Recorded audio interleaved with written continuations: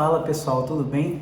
Seja muito bem-vindo, seja muito bem-vinda a mais uma gravação do nosso podcast Fiz Insight, um projeto onde eu falo que você tem que ouvir na lata do Aqui Doer a respeito de tratamento da dor, sempre baseado nas melhores evidências científicas disponíveis.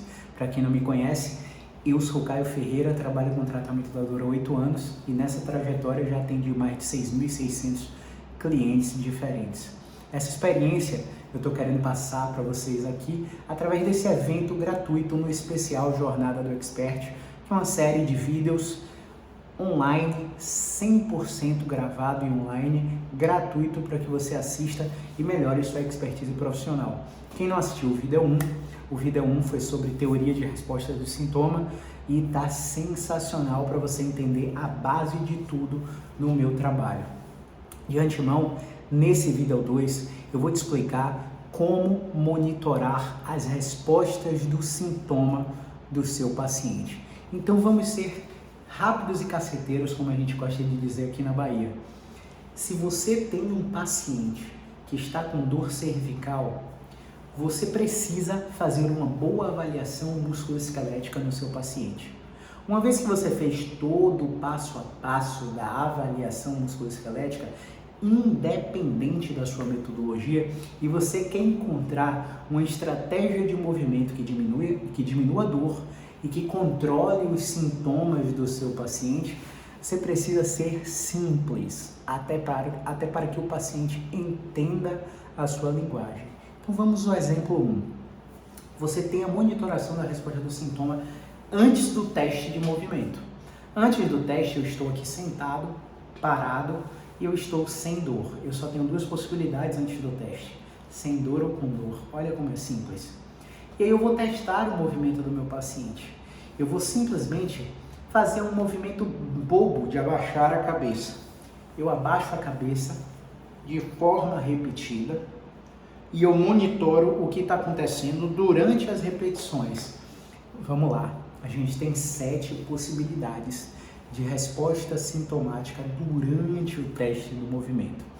Então eu tenho diminui, aumenta, nenhum efeito, centralizando, periferizando, né? 5 possibilidades importantíssimas.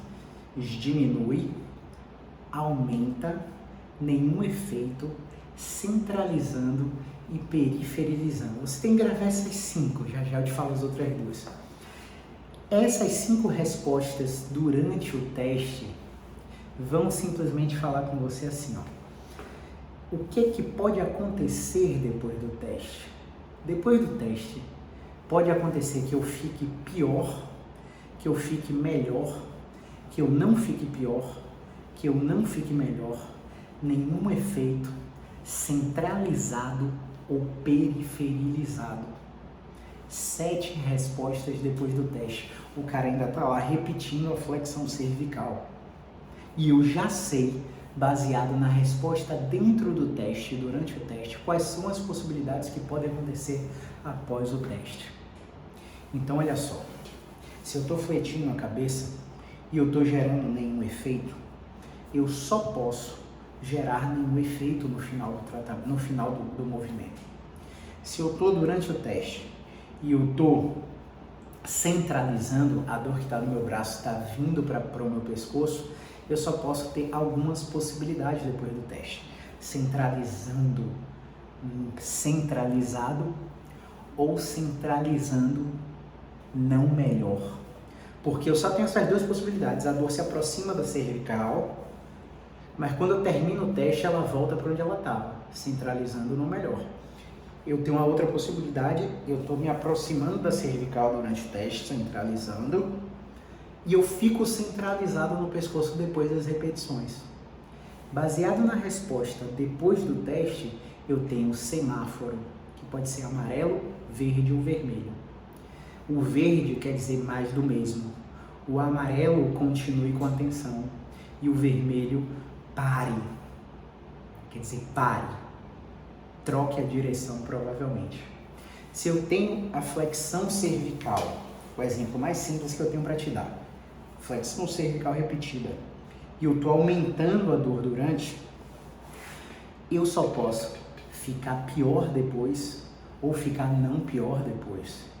Durante eu estou aumentando, a dor que está no meu braço está aumentando, parei, a dor voltou a estaca zero, voltou ao baseline. Ela estava presente antes do teste, aumentou durante o teste e voltou a estaca zero depois do teste. Isso quer dizer que eu tive uma resposta de aumenta durante e não pior depois. E não pior era uma luz amarela, e a gente vai discutir melhor o que a gente faz nessas luzes amarelas. Eu tenho a possibilidade de estar diminuindo a dor durante, e ao diminuir a dor durante, eu tenho a possibilidade de ficar melhor da dor depois, ou não melhor da dor depois.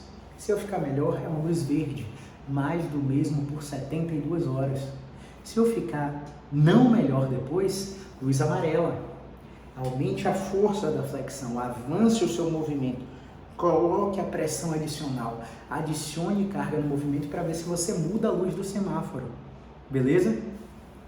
Eu tenho uma possibilidade de estar periferizando durante o teste. A dor que está no meu braço desce para o meu antebraço, formiga a minha mão, a dor se distancia da coluna.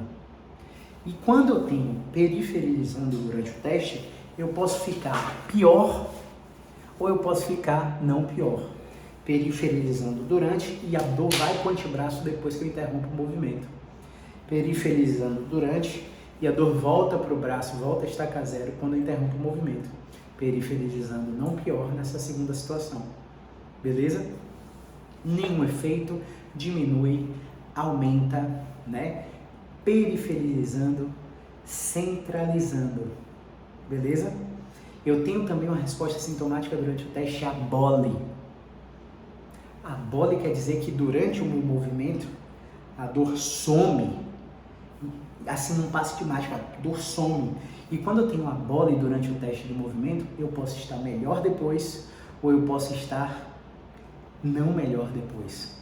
Se eu tenho uma abole melhor, a dor que está no braço some, e eu fico melhor depois, luz verde, mais do mesmo por 72 horas, até ele voltar para você ver se ele continua melhorando e você continua com mais do mesmo, ou para você ver se ele estagnou a melhora e você adiciona carga ao seu exercício.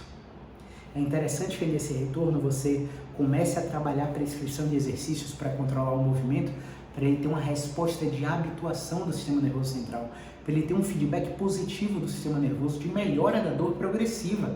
Você está incorporando um grupo de exercícios na atividade do dia a dia dele para que ele permaneça melhor após a melhora obtida no seu primeiro contato ou no seu segundo contato. Beleza? Então vamos lá. Recapitulando.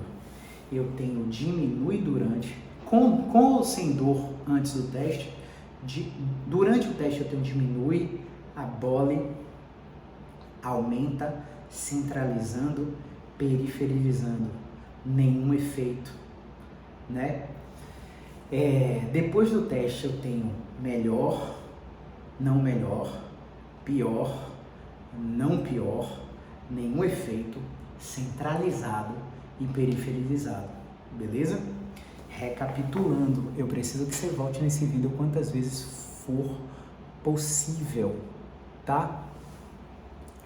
Você só tem respostas sintomáticas antes do teste,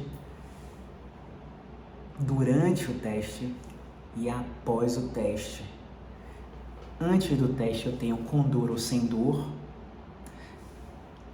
Durante o teste eu tenho diminui, abole, aumenta, nenhum efeito, periferizando ou centralizando.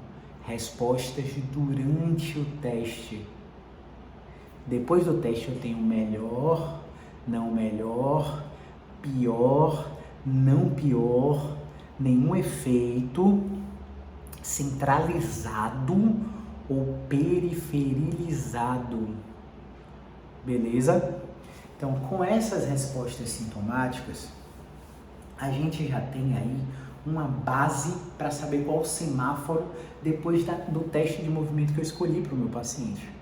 Então, se eu escolhi um teste de flexão cervical repetida, de rotação cervical repetida, de inclinação cervical repetida, de flexão do ombro repetida, de extensão do ombro repetida, de extensão lombar deitado repetida, de flexão lombar deitado repetida ou de flexão lombar sentado repetida, eu já sei que eu tenho que monitorar o que estava acontecendo antes do movimento que eu escolhi, o que acontece durante o movimento que eu escolhi e o que acontece depois do movimento que eu escolhi. Para eu ter uma luz vermelha, eu tenho que ficar pior ou periferizado depois. Para eu ter uma luz amarela, eu tenho que ficar não melhor, não pior, nenhum efeito depois. Para eu ter uma luz verde, eu tenho que estar melhor ou centralizado depois do teste de movimento. Baseado na luz verde mais do mesmo 72 horas, amarelo aumente a força ou alterne a força, a depender do tipo de amarelo, porque o amarelo tem o normal e o invejoso. O invejoso seria o não pior, ou nenhum efeito após todos os aumentos de força no movimento que você escolheu.